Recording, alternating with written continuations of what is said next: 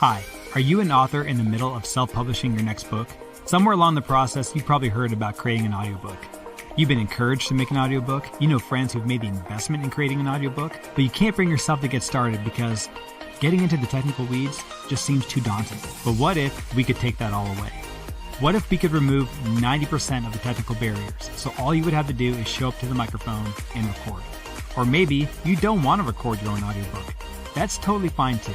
We have an experienced team of professional narrators that would love to audition for your audiobook.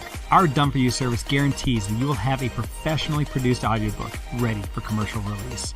If you're ready to get started today, please click the link below and schedule a free call. We can't wait to hear from you and to get started on your project.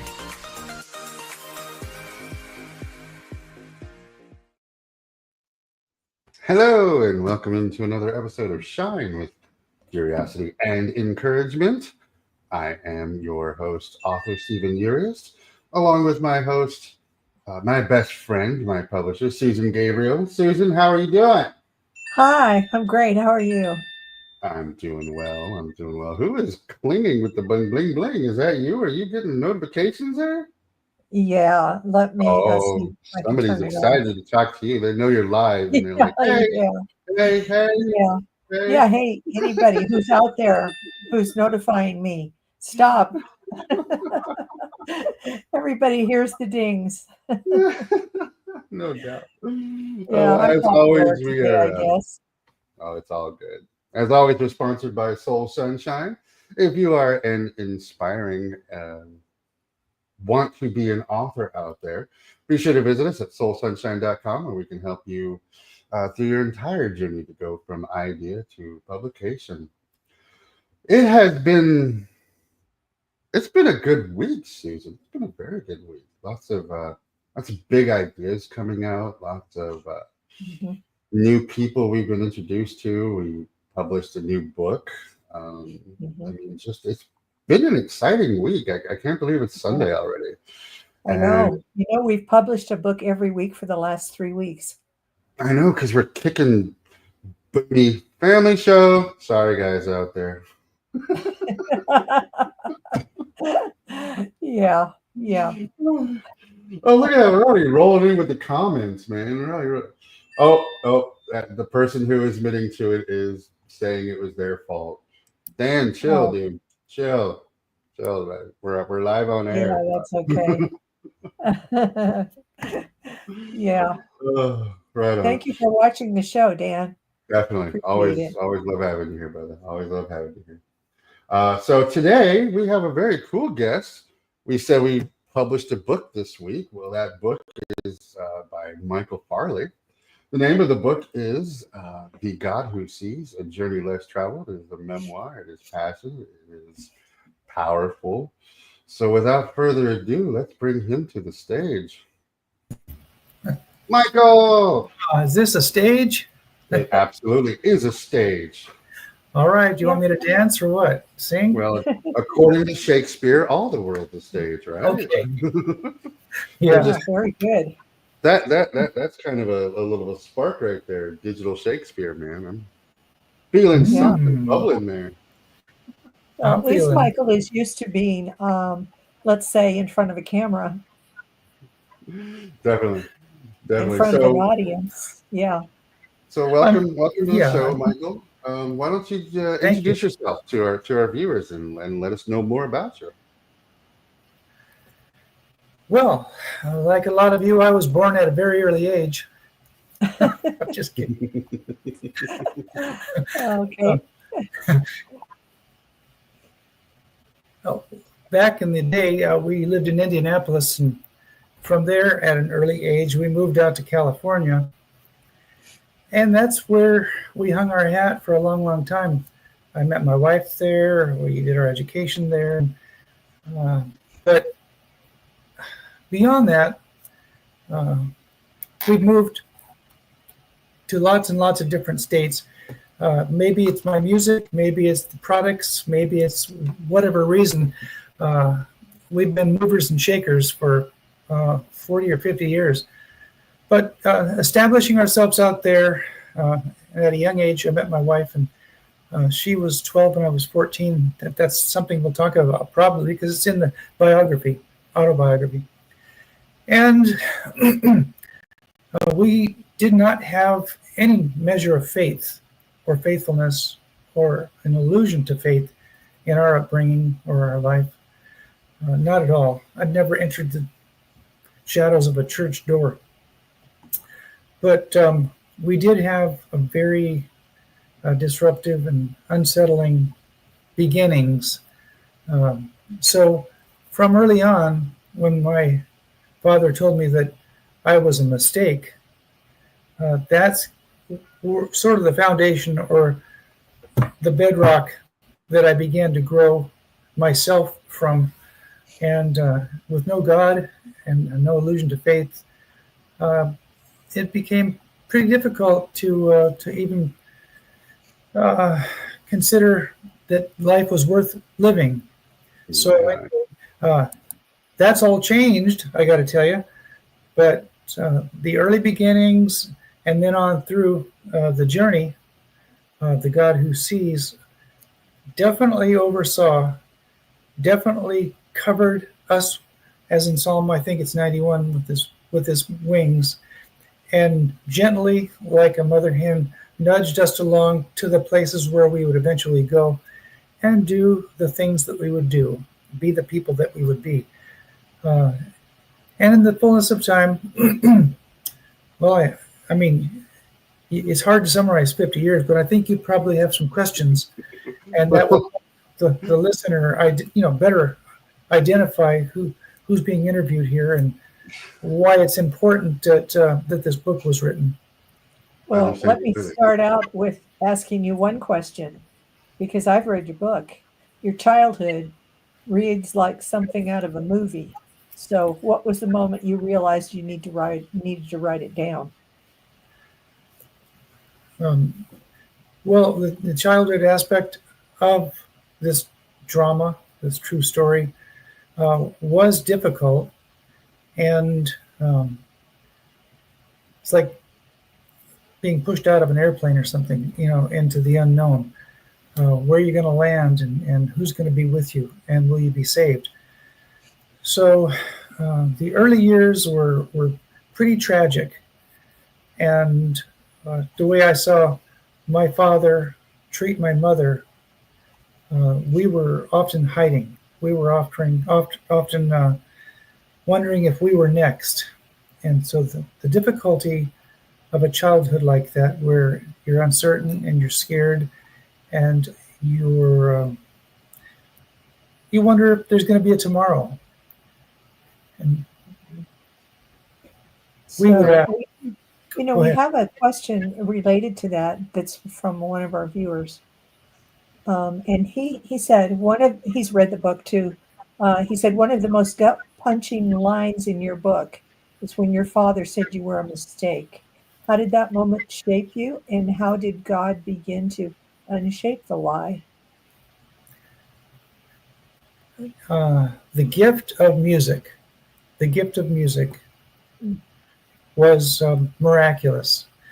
My mother put a guitar in my hand at an early age, and I didn't know how to play the thing. I didn't know what one was. My friends and I, we would play on coat hangers and broomsticks, listening to the Beach Boys and the Beatles. But it was breathing, it was birthing something in us. And that night in 1967 or whenever, 1964 or 5, when the Beatles went on the Ed Sullivan Show, Mom let us stay up late, and I watched that, and something about it changed my perspective on life. Something about it said, this is the life for you, to play and to enjoy music and to maybe even travel and maybe to go deeper into this life and this thing called music. So that's how I came out of the mire. But from abuse, abandonment, molestation, and any other thing that took place in a young person's life, or witnessing my father abused my mother in every way. Was well, one counselor told me one time, he says, Michael, of the men that I've counseled that have gone through what you have, they're in prison for a long, long time. Of the women that I've counseled that have gone through what you have, they'll never be the same. And he said, here you are living in Santa Barbara. You lead worship at a church of 3,500. You have a thriving business, and you love your wife and kids with all of your heart. And he said, maybe you should be counseling me. So, that was pretty funny. But it's just, it's our journey. And speaking of your journey, yeah. And speaking of your music, there has been times where you have become almost famous. So how have you become almost famous? Well, that sounds like a movie, doesn't it? Well, it is a movie. It absolutely is a movie. These are the early days, so it's worth, I think it's a good place to ask that question. But in my early days, I was so self-conscious and self-aware and had such a low self-esteem that I would hide myself away for 6 to 8 hours a day in the back room, just working till my fingers would bleed. And from there, I joined a band. One of the bands, we actually played the Hollywood Bowl, which I think that was kind of a legacy, which, I mean, I've got pictures of that in the book. Nice. But beyond that, we were being chauffeured around Hollywood in stretch limousines. Executive producers had sought us out. And I thought, wow, this is good. I guess we're going somewhere with this. Mm-hmm. And they said, can we come to your rehearsal on Wednesday? And we, sure, yeah, this is great. They took us to the tall building, CBS or whatever it was in the day, and showed us gold records. And they says, we want you to know that this is a good likelihood that this is your future. Mm-hmm. So we had a lot of promise, and we were riding on this hope because since we were children, this was our dream. Mm-hmm. We were practicing on Tuesday night, the night before the executive producers were coming. And I had come to faith in Jesus 2 months prior. Now, this is one of those most audacious things that ever happened in my life. We were singing it. Music, that's all we're living for. It's like taking a skeleton key to open all the doors. I stopped the song midstream, and I said to the guys, can somebody sing my harmony part? And someone said, well, it sounds pretty good. Why don't you just keep on singing? I said, I can't. Something's stirring deep in my heart. Music, that's all we're living for? It's not all I'm living for. If somebody could take my part, I would be happy. And then someone blurted out, if this Jesus thing means so much to you, why don't you just quit? Now, I don't think he was being serious, but it registered deep within because I remember the Lord had said, you shall have no other gods before me, that he would be the only one. And you love one and despise the other, or despise one and love the other. I was loving my music more than I was loving this relationship with Jesus. So I might have been crazy, but the God who sees saw. That night I got home and I got on the phone. I called everybody in the band and I said, I've loved this journey. I love who you are and who we are together, but I quit. Oh my gosh. Not only that, the next day I put all my instruments up for sale. Wow. I said, I don't want to have anything to do with it. Wow. And you were how old at this point? I was 18 or 19, probably 19 or 18. Wow. Just a young man. Wow. But the incredible thing about that was redemptive was that, that passage that says, I have for you a future and a hope in Jeremiah. Mm-hmm. I didn't know that passage, but it turned out that 2 weeks later, I would get a call from an organization called Young American Showcase. Young American Showcase. They were an organization that put together bands that traveled all over the country. Mm-hmm. That leads me to my next question. So you got a call from Lowell Lytle, right? Yeah, Lowell Lytle and Lance Hebert, the music director. They were both on the phone. I didn't know who they were. I didn't know what Young American Showcase was, and that the bands that they put together across the country that would play rock and roll and look like Hendrix or Cream or you name it, Grand Funk. And then at the end of every show, we would give the gospel. But anyway, I flew to Florida because these two guys called me. They said, "It's on your dime. You think you can make it? You think you can cut it? Great, fly on out." So I did. I flew out to Florida, borrowed a guitar, and got on stage. And they said, "Mark, play bass." No, Mark, play drums. Larry, play bass. Now there was a trio of us up there, guys I'd never met in my life. Now play. We were at Sarasota College in the round there, out in theater. We're probably 25 or 30 guys, and the whole organization, other musicians, the CEO, the music director, the Lowell. And when I started playing the blues, bending those strings practically off the fretboard, I guess the Lord was playing through me because when I opened my eyes and glanced out over the auditorium, thumbs went up all over the place. Eyes were as big as $50. And they said, "You're hired, young man. You're hired." So Nice. from that point, we shared the gospel with over 1 million people. And some of those people I'm still in touch with to this day. I want to switch gears here a little bit. Okay. I know that you've had this incredible journey, this incredible experiences that happened to you, and they've brought you to things that, all around the world, and they've written your book, but there's also tragedy in your life. And I know that with tragedy, that overcoming it can be incredibly powerful and can be incredibly lifting for people. Let's talk about your son and how his choices affected you. Okay, that's as we were living there in Santa Barbara, our youngest son, Micah, was troubled.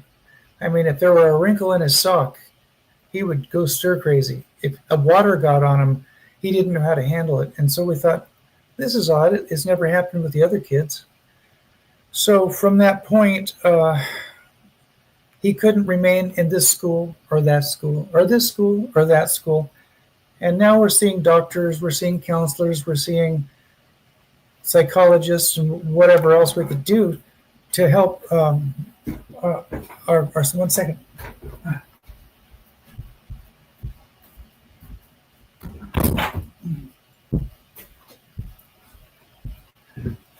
The dog knows how to open the door. Nice. And so those years in Santa Barbara were turmoil and tragedy and heartbreak. But it got worse when we went to Oregon. And I think that's jumping the gun because so much happened in Santa Barbara that I don't want to leave there yet. Yeah. But all the while, this undercurrent of our son and his actions and his lifestyle and his life habits became worse and worse and worse until, one night, 3 a.m, we had bouncers, I don't know what you call them. They come in from a rehab facility and grab him and pull him and take him into a van that had bars on the windows. And he was wrestling like a wild fish, but we didn't know what else to do. He was, growing marijuana on the neighbor's property. He was now doing drugs. And so let that linger. Let those thoughts linger because they didn't stop. And also, God didn't stop. We, in the 1980s, we went to Bible college. I went to Bible college at Grace Community Church, Logos Bible Institute. Now it's called the Master's College over there at John MacArthur's. And that's where our kids were young. That's where we were becoming us, Kathy and I. We got married in 1975. So that was a landmark for us. And this September, that'll be 50 years. And 58 years together since we got together when she was 12 and I was 14. And we just never let go. And that's the other thing, having 4 kids. And never, ever, ever did they hear us raise our voices or argue or do alcohol or drugs or anything, worship music playing all the time. So it just makes you wonder, why would things go south for any of our kids? Why wouldn't our example of life in Christ transfer? So in Santa Barbara, the Santa Barbara years and Micah, that was preceded by our life in community in the state of Washington. And so I think that has a part to play before the Micah story. We can go back because you were introduced to somebody by the name of Steve Lamb. Yeah, that's a good place to put my friend in. I was in that band called Free Fair from Showcase, and we were leading people to Jesus. A good guy named Ross Cooper, I led him to Jesus. And Steve Lamb, his daughter, found me on Facebook, and she says, "Are you the Michael Farley that knows Steve Lamb?" "Yes, ma'am." "Well, Steve would like to talk to you." Steve called me, and he says, "Michael, you were in that band, and you shared Jesus with me. And I accepted Jesus. I had been a good Catholic all my life, but I didn't know Jesus." He says, "I just want to thank you. For the last 25 years, I've been a pastor, and my kids are missionaries in Thailand." He says, "I don't know where we would be if you hadn't taken that step of boldness to lead us to Jesus." So that's who Steve Lamb is, but that's one story of many. But that one played out to what I would call the nth degree, where it bore fruit, and it continues to do so to this day.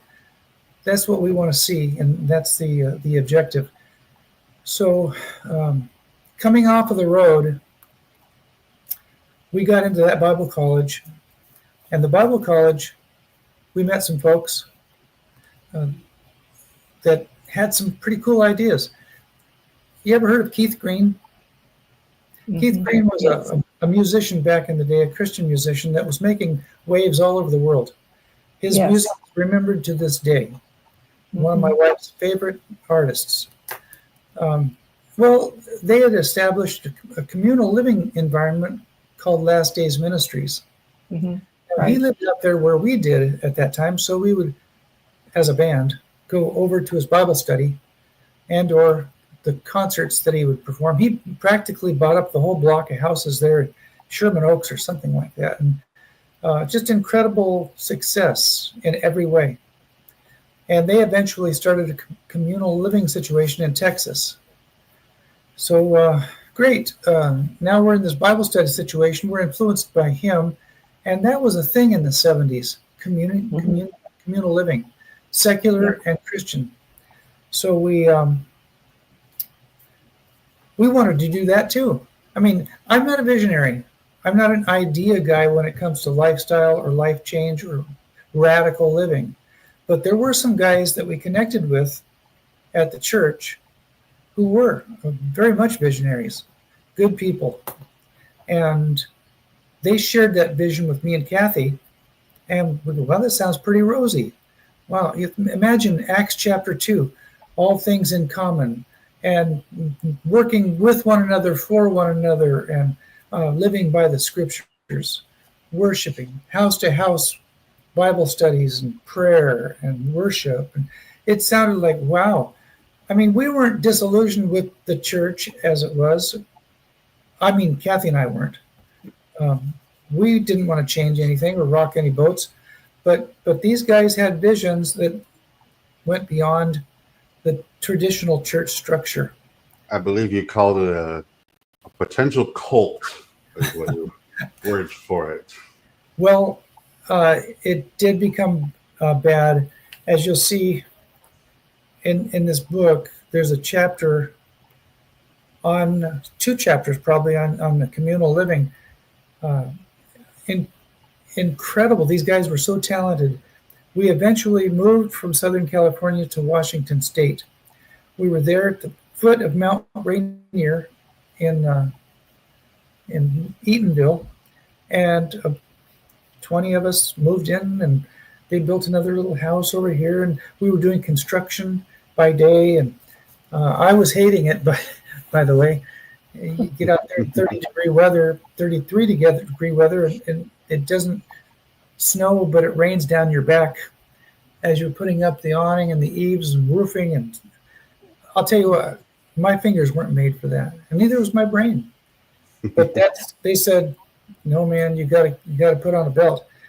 And so it went from bad to worse. I just hated it. I couldn't stand it because it wasn't my giftings, it wasn't my calling, it wasn't my skill set. But we eventually left some folks over in Eatonville, and the rest of us went over to Okanagan on the east coast near Canada, the border of Canada. Mm-hmm.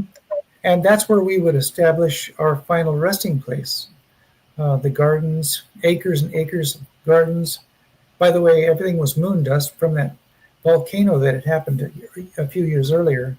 Well, remember that volcano? Mount St. Helens? Yeah. So that's where we were, and building this 3-story complex out of timber from Canada, mortise and tenon joints, dovetail, no nails whatsoever, just banging this thing out.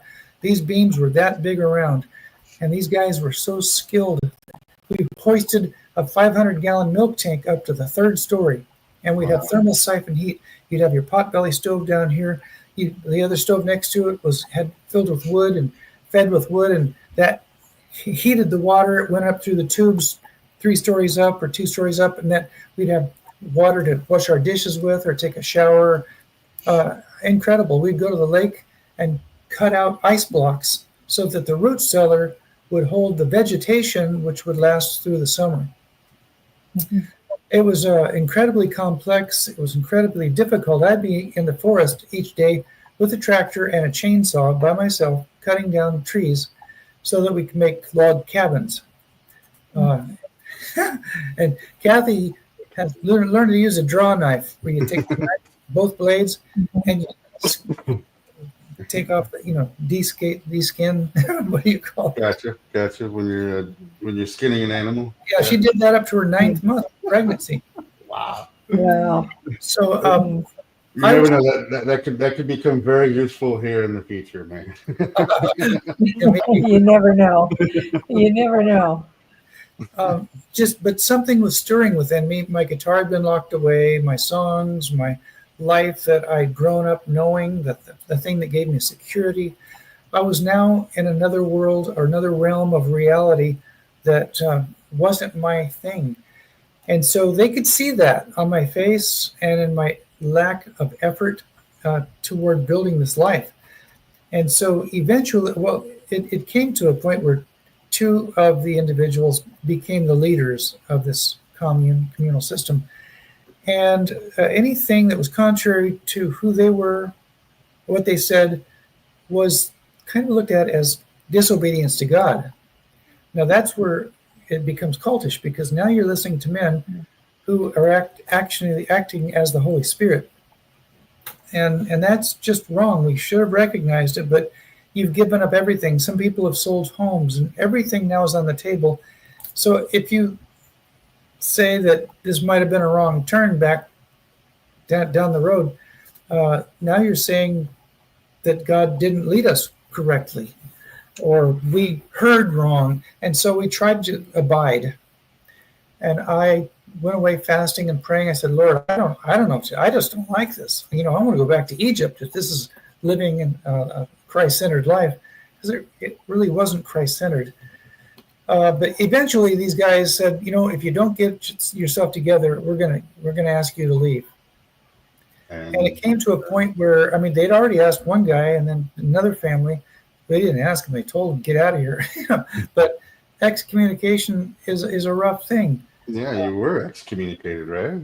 I was. The day came where they said, "You need to leave." Okay, drum roll, please. But your family needs to remain with us. Ooh.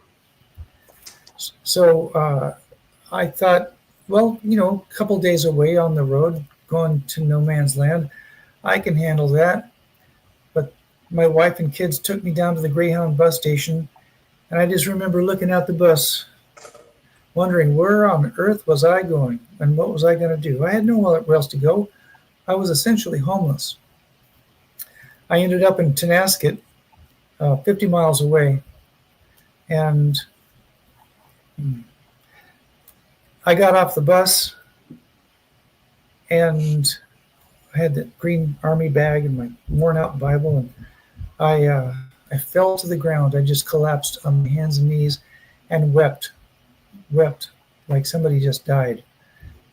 And once the bus was gone and no more sound, and my eyes were clearing, I looked up, and there was a Bible bookstore. Mind you, I was warned, don't associate with other Christians. You'll surely infect them too. So here I am thinking that these guys were speaking the word of God. That's why it becomes cultish, because now we're listening to men and not to God. Mm-hmm. And I went to that bookstore, that Bible bookstore, and I said to the lady, I need a place to stay for the night, thinking that maybe I'd get some communication that, come on home. She called a guy named Hutch. Hutch, I think there's a young man over here that could use your help. And so it wasn't 8 minutes, 10 minutes. An old battered Ford pickup truck pulls up out front. Hutch has got out of the truck. Are you Michael Farley? Yes, sir. Come with me. His jeans were tattered and his beard was longer than mine. I looked like something out of a survival movie. But we drove down the road to his homeless shelter. Homeless shelter. And out front were all sorts of nationalities. And they were all waiting for the dinner bell, I guess, because that's where you go when you're homeless. And we took the tour of his place, and he said, there's the kitchen over there, which smelled really good, by the way. And there was some bedrooms and dining room. And he says, there's really no beds left, but you could probably sleep with old drunk Bill under the dining room table. After a while, a couple of days, he's starting to talk to me and say, you know what? You're not like these people. You're not on drugs. You're not drunk. You're not one of those. He says, in fact, could you help us hang some drywall? And within a day or two, I had my own room. Now I'm living with the homeless people. Nice. One of the residents, or one of the visitors, took me on a journey down the tracks, and he says, this is where I live. These are my people. He says, I'm called to these people. Nice. And so over there to KFC, there was a gang of about 6 guys coming toward us. He says, listen, you don't know their language. I do. They're going to offer you some chicken. Don't refuse it. And they just pulled it out of the trash bin. So here they come with their KFC, and they hand me a half-eaten piece of KFC. And I said, thank you so much. Thank you very much. I probably looked like one of them. I dusted off the bugs, and we had some dinner with these guys. Wow. Then we head down the tracks a little further, and this gang of guys come at us with knives, ready to poke us and take us for all that we had, which was nothing. We ran as fast as our legs could carry us, and the next group of people, there was a woman screaming at the top of her lungs, help me, I'm dying, help me, somebody's got to help me. And her buddies, they were laying on a pallet on some dirty sleeping bags. They turned their heads like that, like they've heard it before. And my buddy, he says, yeah, they see this all the time. She's not dying. She's just going through withdrawals or something. we got back to the shelter, and as soon as we did, this guy comes running up at us, charging with a face that looked like looks could kill. And he looks at me and he says, "You're not one of us. What are you doing here? We know who you are. You need to leave right away." And I thought, oh boy. I told my buddy, I think I just encountered a demon. He says, "You did.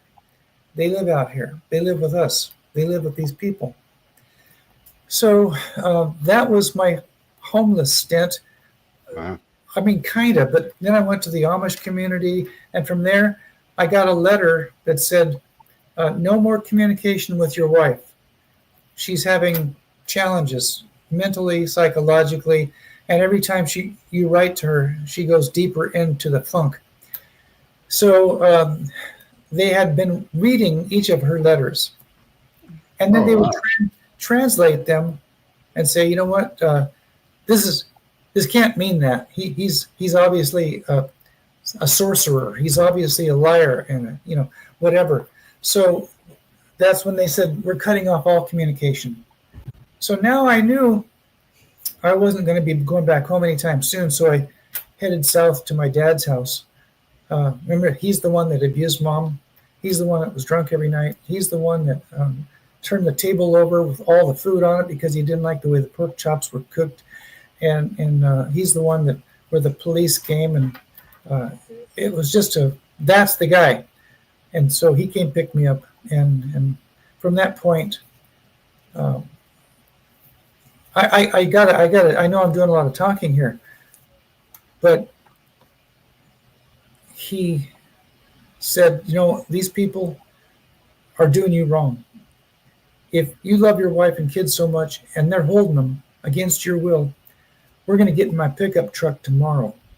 We're going to go up there. I'm going to take my shotgun. We're going to get your family out of there, and we're going to blow the hell out of the place." That's what he told me. Nice. I'm sorry. Yes, he had everything was crappy about it, but in that moment when you needed him, in that moment when you were struggling, in that moment where nothing is making sense and your family needs you, he stepped up to the plate and said, "Hey." That's actually really cool, even redemptive in a lot of ways. But you have a person out there, Lee First Baptist Church. I've heard Michael's testimony before. Still riveting. So, hi out there to Lee First Baptist Church. Welcome, my friend. And Dan wants you to know that that's the point of the interview, Michael, for you to do the talking. Yeah. So we appreciate it. You wonder how I got the family back. I do. And not only got the family back, but then you went to Santa Barbara after that, correct? Right. I called my friend, Pastor Dan. And, actually, I called this gal that had been kicked out before me. And we were told not to associate with anybody, former members and or Christians. And so when I called her, which was a hard thing to do, I was literally whispering on the phone, "Hey, how you doing?" Like almost as if they were spying on me. And it was that kind of an intense control that they had over your life. But anyway, we got to talking, and she connected me with this person and this person and then Pastor Dan says, "You need to get down here right away to Santa Barbara." I got on the bus the next day. And when he opened his door to me, he got me at the bus station, but when I walked into their house, there was a sense of normalcy. And every mile that I got from that communal situation, peace was overwhelming me, reality, life. And I, again, collapsed on the floor in his arms. He says, "It's okay. You're going to be all right. This is not good, but we're going to make it. We're going to make it right." And from that point, we had to get back in touch. There was no phones in the day, no power up there or anything like that. So he and his wife wrote letters, and those letters were really poignant. And they specified from Ezekiel, "Because you have trampled the grass or the feed of the sheep and muddied the waters, the Lord your God will remove them from you." In other words, God is going to destroy that communal situation.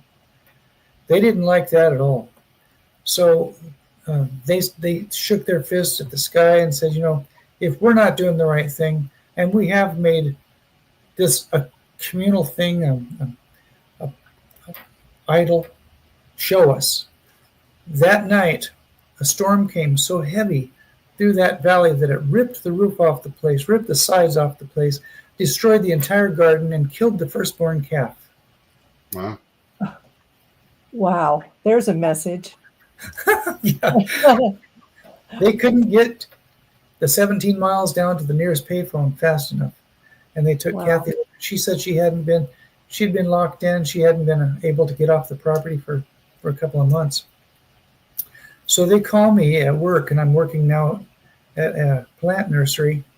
The environment of those flowers and the smells and normal customers and church and people. And I was breathing deeply again and taking in fresh air of Santa Barbara, the ocean and the mountains. And I was becoming my old self.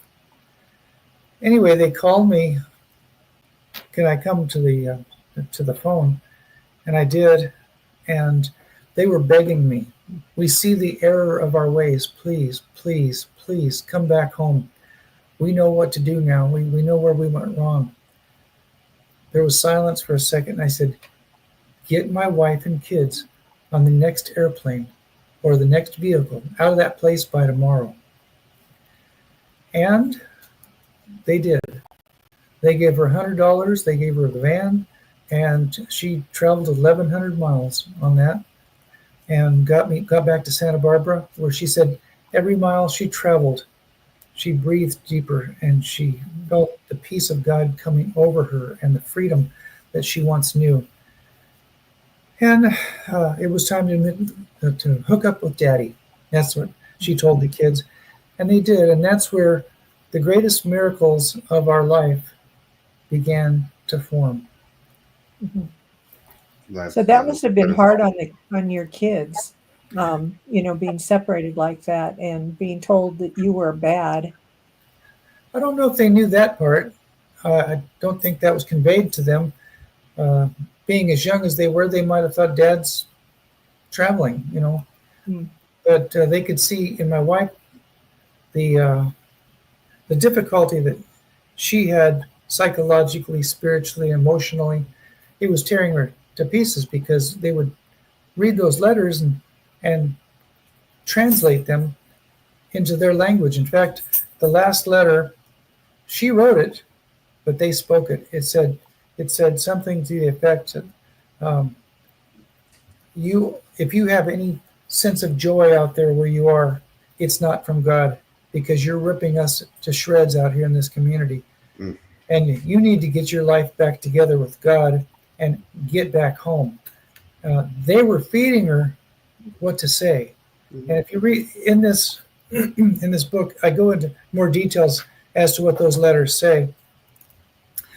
But it was tough for her. It had to be the toughest moments of her life. She said it was. Because here she was conveying these messages in her writing, but not her words. Mm-hmm. Yeah. And, another question from one of our listeners. Your relationship with Kathy, let me show you. Your relationship with Kathy was one of the most beautiful threads in the book. How did your love survive everything that life threw at you? There's a chapter in the back of the book about us, and people might ask, how have you been together 58 years? And sometimes I jokingly say, well, I said, if you ever threaten to leave me, I'm going with you. But that's not good enough of an answer. The solid belief that we've had in each other from the beginning, the solid core belief that she is just who God made her to be. I am just who God made me to be. And along the path, we're chipping away at things that aren't quite right. We're becoming us. We weren't the sum total of us, but we knew that we knew that we knew. I don't know whether it was through marriage counseling or whatever, but that we're not done yet. God's not done with us yet. So if she said at 12 years old, she saw Kathy Rigby. I took her on our first date. She said, Kathy Rigby was a world famous gymnast. She said, I was born to do that. Now, I never disputed that fact. In fact, the next week, she convinced her parents to give her adagio private, ballet private, and gymnastics private. She ended up becoming number one in all-around championships in all of LA. And then she went on from there to teach and mentor girls for the next 40 years. Wow. How she did that, I mean, so for me, allowing her to be her was a real key to longevity, and not judging her for who she wasn't. I don't think we're smart enough to know really what all that, the all ins and outs and whys and wherefores of that. But the next date I took her on was to see Jimi Hendrix in concert. Nice. I looked at her and I said, that's what I want to do. And from that point on, the Lord opened those doors so I could travel nationally and internationally. And it was an amazing thing that this gift that God allowed me on the guitar would open so many doors and ultimately use it for his glory. Again, one of my favorite passages, what do we have that he didn't give us? And all good and perfect gifts come from above.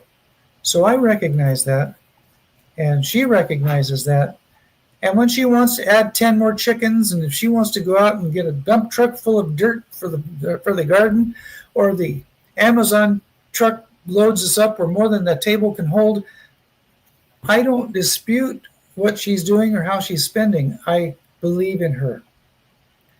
And I also say to myself, we must be doing pretty darn good. That's beautiful.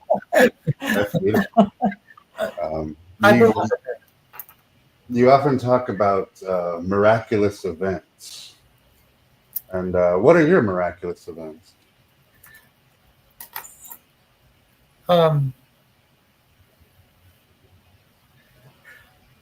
We were getting settled in Santa Barbara, and I was at that nursery. And one of the first miracles happened right there at Katashi Nursery. I was being instructed on how to use the machinery, and I was deeply in love with Jesus, deeply grateful for what he had done for us, deeply grateful for the home we have and where we live and what we're doing. And this young man, the manager or the assistant manager, was training me how to use this machine, turned it on and was talking. And it was about 10 seconds in that his voice turned off. I no longer heard his words, and I no longer heard the machine. This wave of God's presence came over me and said, I need you to talk to this young man about his sexuality and wrong choices that he's making in life. I love him, and I've got a plan for him.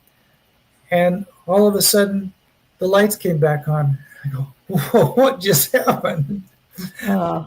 It was like Philip and the Ethiopian eunuch. Go up to that chariot. I went to that chariot. And Philip, the guy was reading Isaiah 53. I said, Scott, that's your name, right? Yes, sir. I've got a word from God for you, brother. I mean, I don't know if you're a brother, but God wants you to know that he loves you deeply, dearly. But he's displeased with some of the life choices you're making, in particular some of the relationships that you have.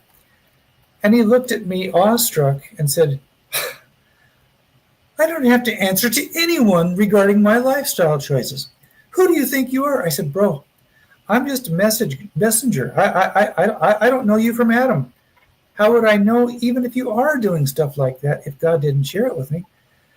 So it was a couple months later, he come in clutching his Bible under his hand, and his life had been transformed.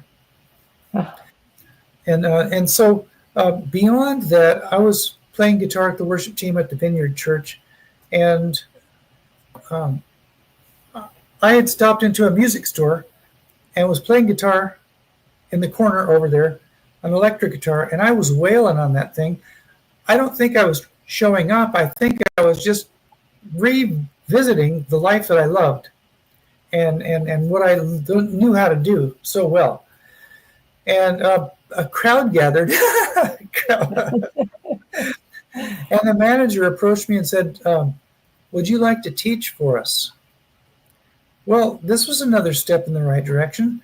But within a year, I had started a music school there, over 200 students, 20 teachers, and I started an assembly program like we were doing on the road, traveling around the city, going to the schools, and teaching with this other girl what musical instruments were and how they sounded. And I would act it out. I would play the banjo and put on a corncob pipe, and I would act it out just like we did on the road. And it was quite a thing. And then I had the Yamaha French. Well, back up just a tad. Miracles. The owners of that store said we're selling. And they sold it to a younger young men, some young guys, and they said, we're going to go ahead and take the store down to Santa Barbara proper and out of Goleta, and we're going to liquidate the piano division. I'd already been trained 13 weeks at Dale Carnegie. The Yamaha corporations trained me, and it's like I didn't feel right about leaving the piano life behind. And I was buying and selling and learning so much. I said, no, you can't do that. They said, we have to do it. There's no room down there for a piano division. So I said, give me some time. I used to pray around Lake Los Caneros there in Santa Barbara. Beautiful, beautiful reservoir and forests. And I brought that before the Lord in fasting and prayer. And I said, what am I going to do? And the scripture came to me so clearly out of the blue. Behold, I am the Lord, the God of all flesh. There is nothing too difficult for me. I said, okay, all right. I'll buy the place. And I didn't have anything. We had probably had $20 in the bank, and they paid me $12 an hour. I had no rich relatives. And the guys knew that. So when the owner took me to lunch, I said, Scott, you got to give me a week. He says, Michael, why drag it out? We know it's going to close down. And so within that week, the sound man at church says, Michael, you got an opportunity to buy this business?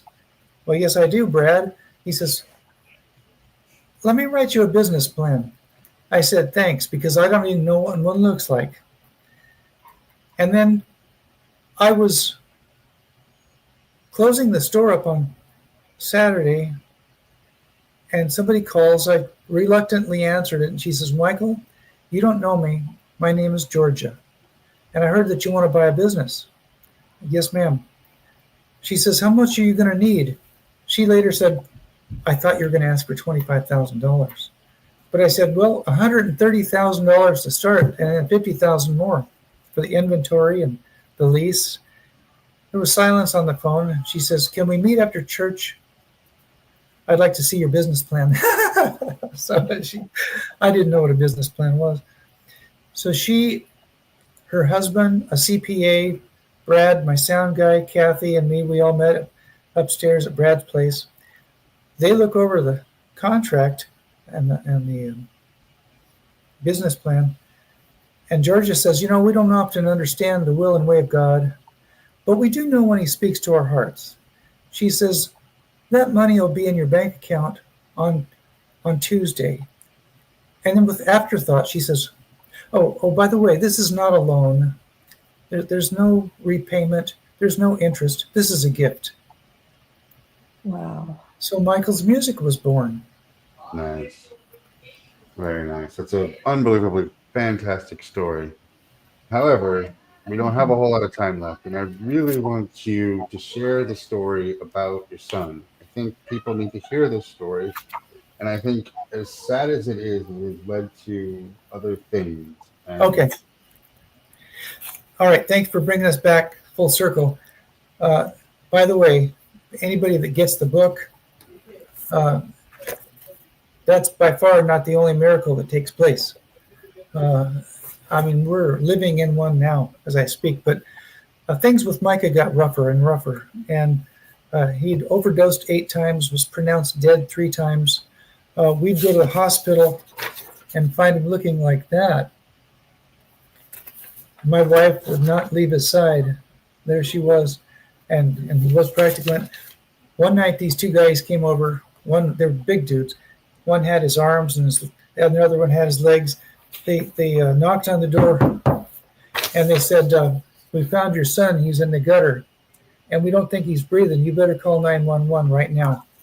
So the paramedics came and revived him again, another time. And my goodness, he promised us after that he would get with the program. So he'd come out of the hospital. We had a place for him up in Tahoe for rehab. And we were leaving at 6 a.m. to drive him out there.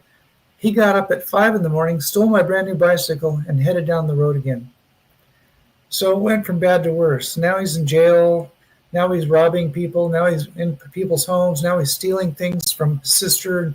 I had to go to the pawn shops to find my musical gear and buy it back.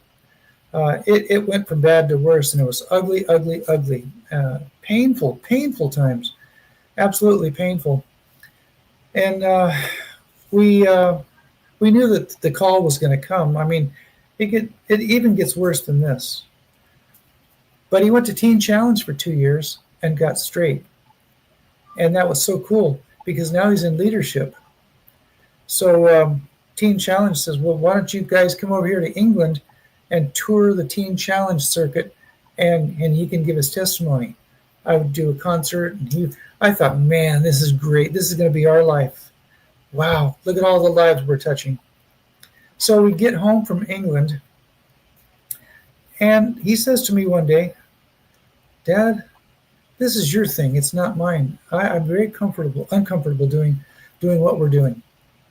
So he eventually got back with his friends. Now he's married to Tasha, and now we got 2 grandkids, and he's back on the streets. His wife breaks down the bathroom door, finds him in the bathroom with a needle in his arm, and just from bad to worse. We eventually moved. Tasha left and went south. I don't remember what he was doing, but we moved to Texas, where we are now, and we got the call one night that his son ran upstairs to see Dad because Dad came home from jail. And he ran back downstairs and said, Mommy, Daddy's asleep, but his eyes are open. When I tell that to the inmates in jail where I minister, they never want to do that to their own kids. It's a story and a legacy that Micah has left behind. He died that day, but his legacy lives on. And so I use his story to build on the lives of others and give them hope and encouragement. He didn't have that in Oregon. So in Texas, they've got guys like myself who want to dedicate themselves to inmates. People like my friend Yuri, who dedicate themselves to people in prison. And so on Tuesdays, I head to Kerrville, where all those floods were, and I go right into the jail, and it describes it pretty vividly in the book, but I'm seeing guys come to faith in Jesus pretty regularly. Last year alone, we baptized 130 in the jail. Wow. Nice. And I don't think if it wasn't for Micah's life and choices that I would even be called to do that, because now I have a heart for these men. They are my son. They are my reason to give back to God. If I can, and authoring books, I didn't know I was going to be an author. I didn't know I was going to meet my friends, you, Susan, and Stephen, and that you were going to take me to the next level in this thing called authorship and launching these books. I'll be in Georgia next week, launching these books at the CPE, the Christian Products Expo. And so I almost feel like Moses in a sense. He didn't get his start till he was 80 at the burning bush. Right. Abraham didn't get his start till he was 75 and then waited till he was 100 to have his son. I guess I thought a lot earlier on that God was going to use me, and he did in some ways, but I feel like this opportunity I have now going forward is bigger and looms larger than anything that I have ever offered to God or people. Well, then that brings me to my last question of the show here. At the start of the year, Susan and I made some resolutions to have more gratitude, to be grateful for things, to be grateful for the things the people we encounter, the lives that we touch. So, with that, what do you have gratitude for? I'll tell you what I have gratitude for. You've heard about my journey. Mm-hmm. I have gratitude that the Lord never leaves us. He never forsakes us. As he said to Hagar when she was dying in the wilderness, I see you. I see you. Get up and do what I tell you. So I'm grateful to God for this season in my life where I know I'm being directed. And Jesus said, I do nothing unless I see the Father doing it. He says, I only want to be about my Father's business. When he was 12, he left his family and he says, Mom, Dad, didn't you know I had to be about my Father's business? 21 years later, he was hanging on a cross and he said, now it's finished. So at my ripe young age, I want to be able to say one day, Father, I did the best I could in your strength to live out the purpose that you had for my life. In Jesus' name. That is amazing things to be grateful for.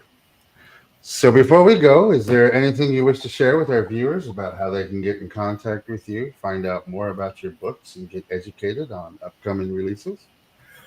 If I'm not mistaken, Susan, do we have a website coming up, the michaelleefarley.com? As a matter of fact, we do. Have you taken a look at that website? No, didn't know there was one. But why don't you do that right now? Can you do you have access to be able to get on that website? Right here. Yeah, take a look. michaelleefarley.com. That cam. So that would be one area. The other one is this other book that Susan is going to graciously republish, but that is the JesusandMeProject.net. And she's going to give that a makeover like I've never even dreamed. Because I'm so happy with what she's doing, who she is, who she is in my life. It's just beautiful. All of you, Michael Lee Farley, .com.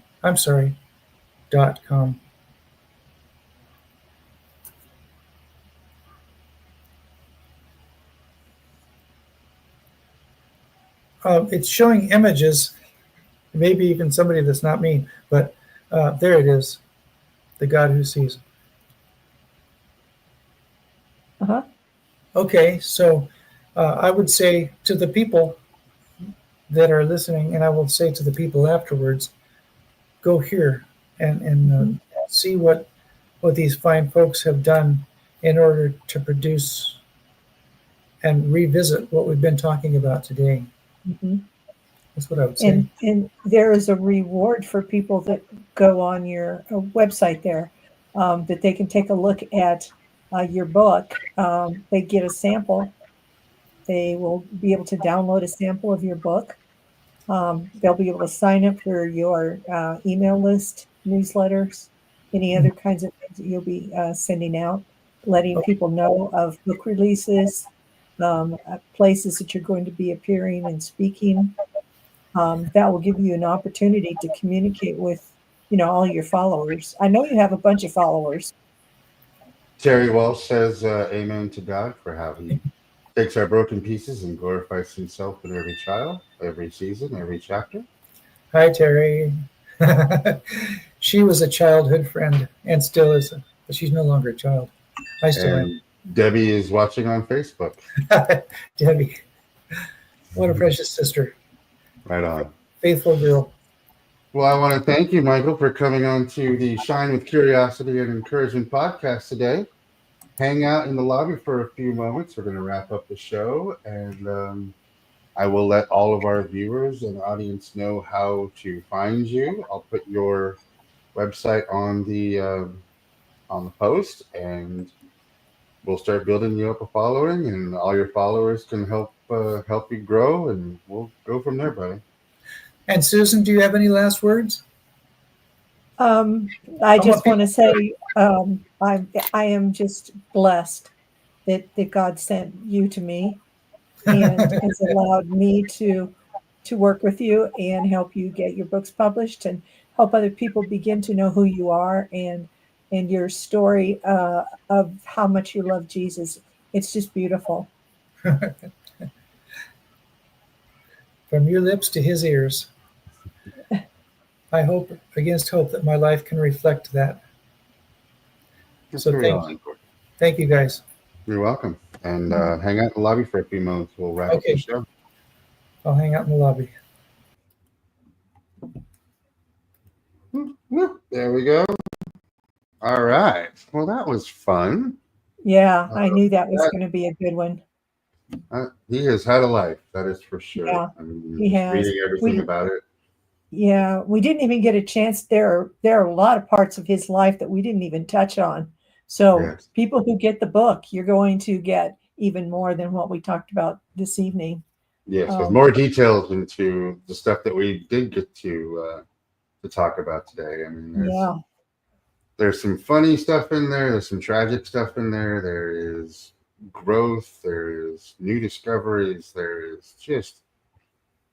It's a very well-written memoir, and it is. Touches the lives of so many people who can relate with so many different instances in there. And I very highly recommend that you guys check out his book. It is on Amazon right now, and I will post it into the YouTube channel as well as the Facebook page. Good. Well, I want to thank you guys all for watching Shine with Curiosity and Encouragement podcast. We will have another episode next Sunday. And don't forget to subscribe. Yes, subscribe to our channel, and then you will know when we're going to be on the air. Absolutely subscribe. So check us out. And also this week we got put on Spotify. So we are now on Spotify, Apple Podcasts, Facebook, and YouTube. So anywhere where you get podcasts, we are now available there. Have an awesome week, everybody, and we will see you next Sunday. Yep. Ever dreamed of seeing your name on the cover of a book? As a book publisher, we understand the challenges of self-publishing. If you're lost in the process, wondering about illustrators, book coaches, or formatting issues, worry not. At Soul Sunshine, we're here to guide you. Let's turn your dream into reality. Contact us to get started.